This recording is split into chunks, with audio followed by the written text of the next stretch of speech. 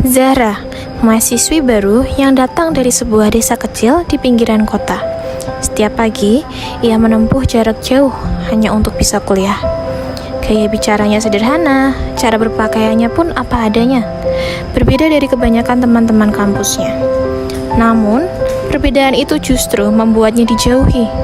Banyak yang menilai tanpa mengenal, menertawakan tanpa tahu kisah di balik senyum tenangnya. Zahra tidak pernah membalas, ia hanya terus berusaha menunjukkan bahwa menjadi diri sendiri bukanlah kesalahan. Dan dari sinilah semuanya dimulai, kisah seorang gadis sederhana yang perlahan mengubah pandangan orang-orang di sekitarnya.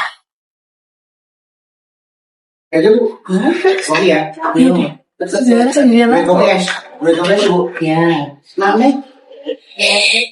Outfitnya gak berubah ya? Dari kemarin itu aja. Iya lagi, stylenya gak banget. Kemejanya aja kayak kemeja zaman bahula anjir. Gue sama aku satu. Dia kalau beli baju di pasar kan bukan di mall. Ya iyalah, mana ada mall di kampung. Parah. BTW, dia tuh juga sering telat gak sih masuk kelasnya? Kemarin aja, dia datang waktu dosen udah mulai 10 menit. Gila, pede banget gak sih? Aku sih malu ya. Iya kan? Iya, harap. Gue tuh heran, kok dia masih bisa ya tenang-tenang aja kayak gitu. Gak ngerti juga. Iya, parah sih. Headset banget. Iya.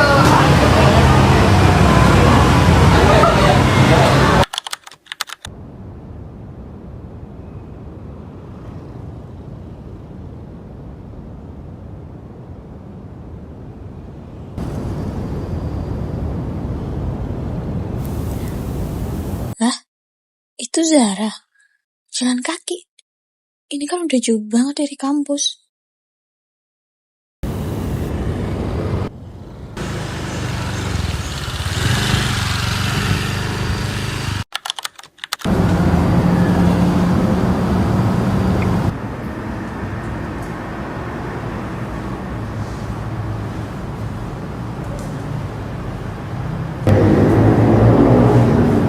Sekian presentasi dari kelompok kami. Apakah ada yang ingin ditanyakan teman-teman?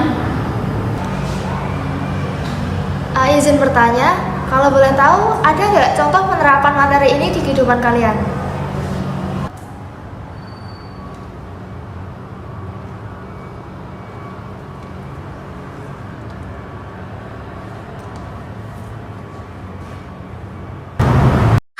Oke, sebelumnya izin menjawab. Menurut saya, contoh nyatanya itu ketika kita belajar untuk tidak menilai orang hanya dari luarnya saja. Karena di kampus, semua orang itu punya perjuangannya masing-masing.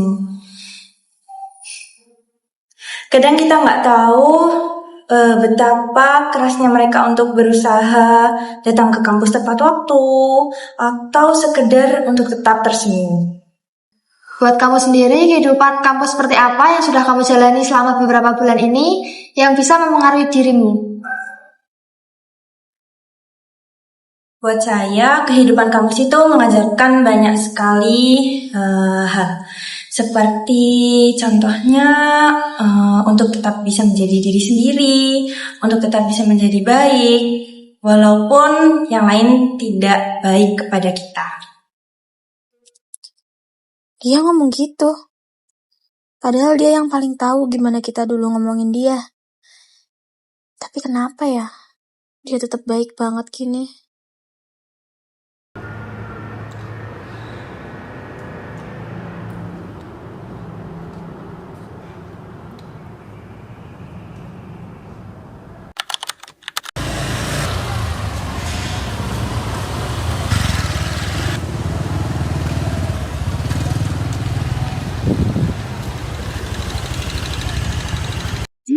Kamu bareng aku aja sama kita sekalian. Enggak deh, masih naik. Terus ya. Selamat.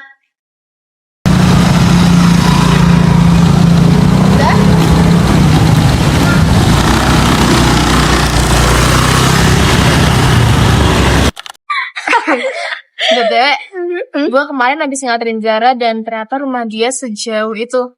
Kayak bayangin deh, dia harus ngelewatin jarak sejauh itu tiap hari buat kuliah. Hah? Serius? Gila sih. Tapi yaudah lah ya. Bukan urusan kita juga sih, dia mau jalan, mau ngerangkak kek.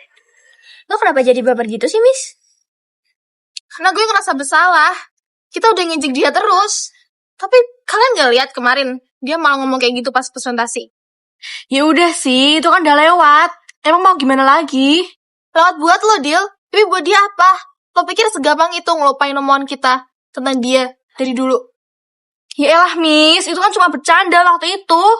Gak usah dibesar-besarin juga kali. Bercanda?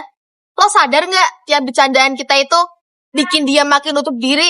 Udah lah, Miss. Gak usah lebay deh. Dia juga gak pernah bilang dia sakit hati, kan? Justru itu, Al. Dia gak pernah bilang apa-apa. Tapi kok gak lihat? Kemarin dia cerita matanya kayak gimana. Dia nyebat semuanya diri. Udahlah, males banget bahas ini. Apaan sih, Miss? Lo sekarang berubah? Aneh banget sih sekarang. Ternyata minta maaf itu gak semudah ngomongin orang.